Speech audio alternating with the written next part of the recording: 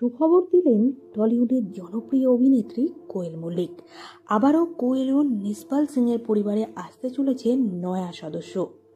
দাদা হতে চলেছে কবির, বড় হতে চলেছে তাদের পরিবার। আজ বৃহস্পতিবার দেবীপক্ষের একেবারে প্রথম দিনেই দারুণ সুখবর দিলেন অভিনেতা রঞ্জিত মল্লিকের মেয়ে কোয়েল মল্লিক। এবার দাদার দায়িত্ব পাবে কবির।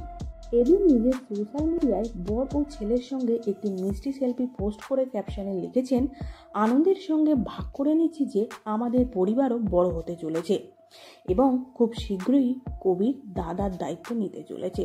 সকলের ভালোবাসা ও আশীর্বাদ চাইছি। এই ছবি পোস্ট করার সঙ্গে সঙ্গে শুভেচ্ছা বার্তায় ভরে যায় কমেন্ট বক্স। জিৎ লেখেন, দারুণ খবর, পরিবারের সকলকে অনেক শুভেচ্ছা। পরমব্রত লেখেন, খুশির খবর, তোমাকে ও নিসপালকে অনেক শুভেচ্ছা।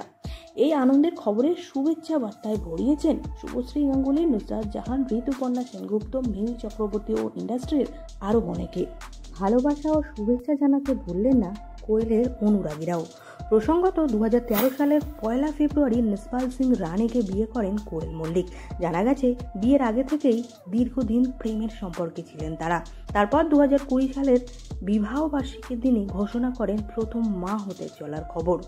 তারপর 2020 5ই মে কোয়েল নিসপাল সিংয়ের কোল আলো করে আসে কবির। ছেলের সাথে ছবি ও ভিডিও মাঝে মধ্যেই শেয়ার করে নেন কোয়েল সোশ্যাল মিডিয়ায়। তাদেরকে একসাথে দেখতে খুবই পছন্দ করে নায়িকার অনুরাগীরা। আর এবার তাদের এইসব পোস্টকে আরও আকর্ষণীয় করে তুলতে আসছে তাদের দ্বিতীয় সন্তান। যদিও কবে দ্বিতীয় সন্তান তাদের কোলে আসছে তা এখনও স্পষ্ট করে জানাননি তারা। তবে আশা করা যাচ্ছে 2025-এর শুরুতেই দেখা মিলবে মল্লিক ও সিং পরিবারের নতুন সদস্যের।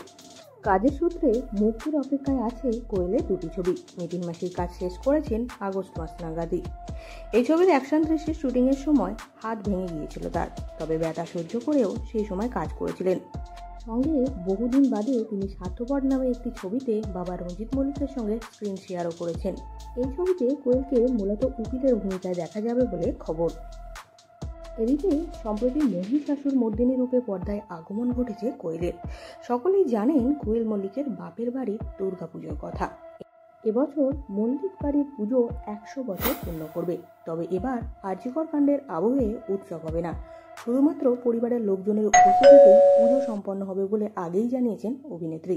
ভিডিওটি ভালো লাগলে লাইক করতে ভুলবেন না। বিনোদন জগতের এরকমই নতুন নতুন ভিডিও সবার আগে পেতে চ্যানেলটিকে সাবস্ক্রাইব করে সঙ্গে থাকুন।